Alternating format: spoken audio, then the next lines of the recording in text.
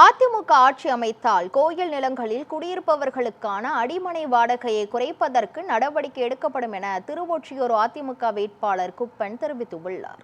திருவொற்றியூர் தொகுதியில் அதிமுக சார்பில் போட்டியிடும் குப்பன் திருவொற்றியூர் விவேகானந்தா நகர் பகுதியில் உள்ள இஸ்திரி கடையில் இஸ்திரி போட்டு கொடுத்து இரட்டை இலை சின்னத்திற்கு வாக்கு சேகரித்தார். இதனைத் தொடர்ந்து ஜீவரத்தினம் நகர், ஸ்ரீநகர் உள்ளிட்ட பல்வேறு பகுதிகளில் திறந்தவெளி வாகனத்தில் சென்று இரட்டை இலை சின்னத்திற்கு வாக்கு சேகரித்தார். அதிமுக வேட்பாளர் குப்பனுக்கு அதிமுக தொண்டர்கள் மற்றும் கூட்டணி கட்சி தொண்டர்கள் பட்டாசுகள் வெடித்தும் மாலை மற்றும் சால்வை அணிவித்தும் உற்சாக வரவேற்பு அளித்தனர்.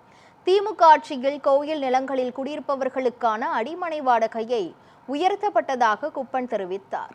ஆட்சி மாற்றம் ஏற்பட்டால் அடிமனை வாடகையை குறைப்பதற்கு நடவடிக்கை எடுக்கப்படும் என்றும் அவர் உறுதியளித்தார்.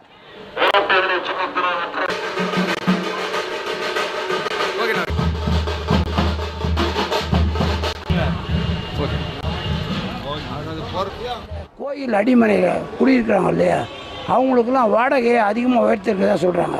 சேகர்பாபு போன தடவை வரும்போது அதை நான் குறைச்சி கொடுக்குறேன்னு சொன்னார், குறைக்கல.